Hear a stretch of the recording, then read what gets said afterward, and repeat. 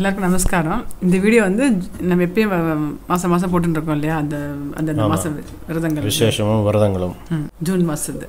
ஆமாம், இப்போ ஜூன் மாதத்து. ஜூன் மாதத்தில் என்ன மெயின் விசேஷம் அப்படின்னா, நம்மாழ்வார் திருநட்சத்திரம் வருது 12ஆம் தேதி. ஆமாம், மிச்சப்படி அசோஷியல் சஷ்டி திருவோணம் எல்லாமே இருக்குது. பார்க்கலாம், ஒரு டேட்டாக பார்க்கலாம். ஒன்றுனா பார்க்கலாமா? ஜூன் 5 வந்து ஞாயிற்றுக்கிழமை வருது. அன்றைக்கி வந்து சஷ்டி விரதம். சஷ்டி விரதம் அன்றைக்கி இப்போ நம்ம எப்படி ஆற்றுல வந்து ஏதோ பிரசாதம் இந்த மாதிரி இந்த புட்டு நம்ம பண்ணியிருக்கோம் இல்லையா, தினை மாவில் ஏதாவது பண்ணிவிட்டு வைக்கிறது விசேஷம் முருகனுக்கு. இதில் கூட பண்ணியிருக்கோம்ல சக்கரவள்ளி கிழங்குல. சக்கரக்கிழங்கு நிறைய சக்கரக்கிழங்கு இப்போ சீசன் கிடையாது, கிடச்சதுன்னு அதில் ஏதாவது பண்ணிவிட்டு திருப்பணம் ஆச்சு அதே மாதிரி பிரசாதமாக ஆகிடும் இப்போ முருகனுக்கு. ஆமாம், ஜூன் 5ஆம் தேதி சஷ்டி விரதம், ஞாயிற்றுக்கிழமை. அதுக்கடுத்து ஜூன் 10ஆம் தேதி ஏகாதசி, ஃப்ரைடே வந்து அன்றைக்கி வந்து நம்ம நிறைய போட்டிருக்கோம், பிளேலிஸ்ட் கொடுப்பீங்க இல்லையா. அன்றைக்கி வந்து இந்த ஏகாதசி மகிமை அதெல்லாம் கேட்டால் கூட புண்ணியம் தான், அது வந்து பார்க்கலாம். 11ஆம் தேதி சண்டே அன்னைக்கு, சாட்டர்டே இல்லையா, சாட்டர்டே அன்னைக்கு துவாதசி. துவாதசி வந்து திதின்னு பார்க்கும்போது 11:45 ஜூன் 12 காலம்புற 3:20 வரைக்கும் துவாதசி திதி இருக்குது. ஸோ துவாதசி வந்து நமக்கு நிறைய டைம் இருக்குது, நம்ம பாரணை பண்ணுறதுக்கு டைம் இருக்குது. 12ஆம் தேதி பிரதோஷம். பிரதோஷ டயத்தில் வந்து நம்ம சாயந்தர நேரத்தில் வந்து இப்போ சிவன் பெருமானுக்கு வந்து அபிஷேகத்துக்காக சாமான் கொடுக்குறது விசேஷம். கரும்பு சாறு இப்போ நம்ம சீசன் ஆக்சுவலாக இன்னும் கிடைக்கிறது, அது வாங்கி கொடுக்குறது அவ்வளோ விசேஷம். கோயிலுக்கு அபிஷேக டயத்தில் பால் தயிர் கொடுக்குற மாதிரி கரும்பு சாறு கொடுக்குறது நல்ல விசேஷம். நம்ம ஆற்றுல எது இல்லை அப்படின்னா பானகம் வச்சு நரசிம்மருக்கு அந்த பிரதோஷ டயத்தில் வைக்கிறது வந்து ரொம்ப விசேஷம். அந்த நேரத்தில் பிரதோஷம் நரசிம்மருக்கு வைக்கலாம். இது 14ஆம் தேதி வந்து செவ்வாய்க்கிழமை, அன்றைக்கி வந்து பௌர்ணமி. பௌர்ணமி அன்றைக்கி வந்து பௌர்ணமி விரதம், சாவித்திரி விரதம் அப்படின்னு சொல்லுவாள். சாவித்திரி விரதம் நார்த்தில் எல்லாம் இருப்பாள். பௌர்ணமிக்கு வந்து நம்ம சத்யநாராயண பிரசாதம் என்ன இருக்கோ அது பண்ணலாம், விளக்கு பூஜை ஆற்றுல பண்ணலாம். ஆமாம், அதுக்கடுத்து 17ஆம் தேதி சங்கடகர சதுர்த்தி. ஆமாம், பிள்ளையாருக்கு நம்ம எப்படி பிரசாதம் பண்ணி வீடியோ போடுவோம். ஆமாம், நிறைய போட்டிருக்கோம், குழக்கட்டைகளே விதவிதமாக போட்டிருக்கோம். ஆமாம், பிள்ளையார் நினச்சிட்டு நம்ம ஏதாவது நைவேத்தியம் பண்ணுறது அவ்வளோ விசேஷம். விரதம் இருக்க முடிஞ்சுமா விரதம் சாப்பிடாம ஒன்றும் சாப்பிடக்கூடாது, இருந்துட்டு சாயந்தரம் சந்திரன் கோவிலுக்கு போயிட்டு அப்புறம் முடிஞ்சு என்ன சந்திரனை பார்த்து சாப்பிட்லாம், இல்லை மறுநாள் சாப்பிட்டுக்கலாம். ரொம்ப பவர்ஃபுல். அது நம்ம வந்து பிளேலிஸ்ட் ஒன்று இருக்குது, கணேஷ் சதுர்த்தின்னு. அந்த பிளேலிஸ்ட்டில் வந்து 27 வீடியோ இருக்குது. சங்கடகர சதுர்த்தி, கணேஷ் சதுர்த்தியை பற்றி ரெசிபிஸ் இன்ஃபர்மேஷன்லாம் இருக்குது. பிள்ளையார் நல்லா படிப்பு வரும் குழந்தைகளுக்கு. ஆமாம், அதனால் படிக்கிற காலத்தில் குழந்தைகள் காலத்தில் வந்து இந்த பிள்ளையாருக்கு தான் நைவேத்தியம் பண்ணுறது விசேஷம். வந்து சனிக்கிழமை ஜூன் 18 வந்து திருவோணம் விரதம். பெருமாளுக்கு சனிக்கிழமை வருது இந்த வாட்டி. நிறைய பிரசாதம் அதுவும் போட்டு பண்ணியிருக்கோம் நம்ம. ஆமாம், அது வந்து அன்றைக்கி விரதம் வந்து உப்பு இல்லாமல் சாப்பிடாமல் இருக்கணும். முடியாத ஏதாவது உப்பு இல்லாமல் ஏதாவது சப்பாத்தியோ இது மாதிரி நிறைய பண்ணி காமிச்சிருக்கோம் நம்ம. அதாவது பண்ணி சாப்பிட்லாம். திருவோணம் வரதுக்குன்னே ஒரு பிளேலிஸ்ட் தனியாக வச்சுருக்கோம். அதுவும் பிளேலிஸ்ட் அதில் வந்து ஒரு 9 வீடியோஸ் இருக்குது. இந்த தடவை 2 ஏகாதசியுமே வெள்ளிக்கிழமை தான் வருது. ஜூன் 24 ஏகாதசி வெள்ளிக்கிழமை தான். ஆமாம், ஜூன் 24 வந்து கிருஷ்ணபக்ஷம் தேய்பிரை ஏகாதசி. 24ஆம் தேதி வெள்ளிக்கிழமை. 25 சனிக்கிழமை அதே மாதிரி துவாதசி. ஆமாம், துவாதசியும் வருது, மாத கார்த்திகை விரதமும் வருது 25 முருகனுக்கு. நம்ம முருகனுக்கு கோலம் போட்டு காமிச்சிருக்கோம். அந்த கோலம் போட்டுறது சரணபவம் கோலம் தானே. ஆமாம், செவ்வாய்க்கிழமை சொல்லியிருக்கோம். அந்த கோலம் வந்து இதுமாதிரி சஷ்டி இதுமாதிரி கார்த்திகை அன்றைக்கெலாம் போடலாம். சரணபவம் கோலம். ஆமாம், ஓகே.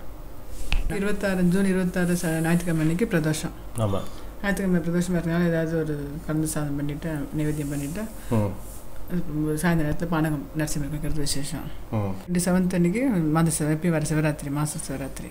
ஆமாம், ஜூன் 28 வந்து அமாவாசை. அது செவ்வாய்க்கிழமை அமாவாசை வருது.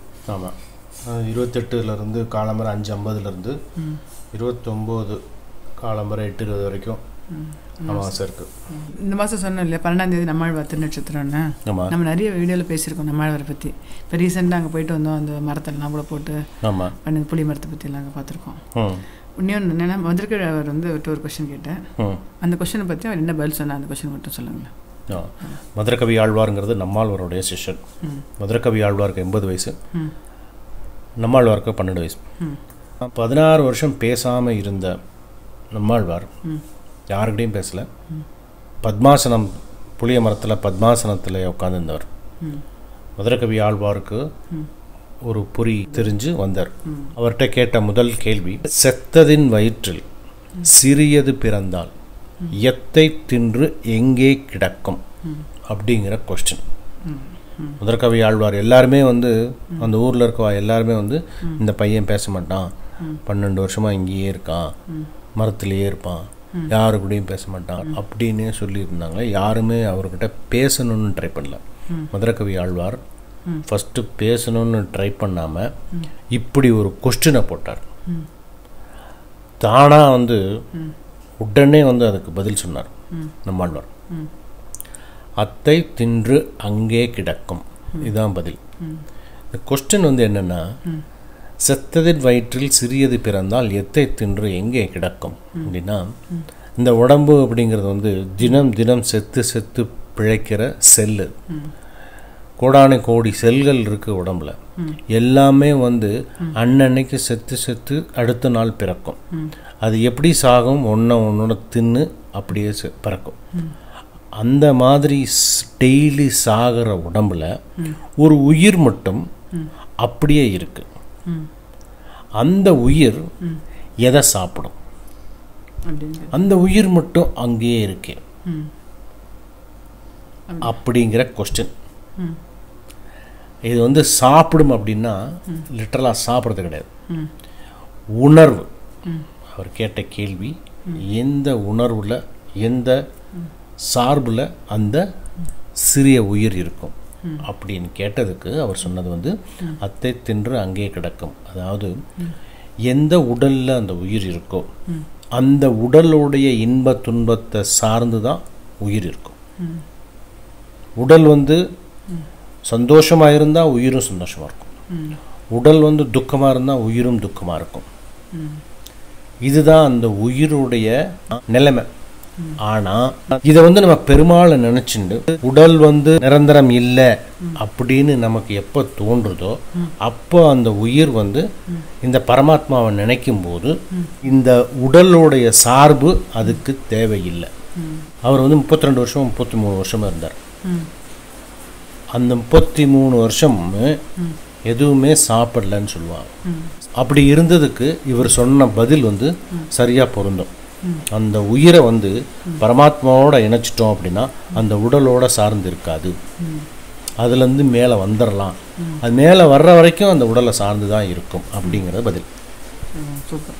ஆமாம், இந்த மாதிரி எத்தனை சொன்னால் கூட அது கேட்டுட்டே இருக்கலாம் போல இருக்கு இல்லையா? நம்மாழ்வார் திருநக்ஷத்திரம் வைகாசி மாதத்தில் விசாக நட்சத்திரத்தை கடகலகத்தில் இந்த தடவை வந்து 12 நட்சத்திரம் திருநக்ஷத்திரம் வருது.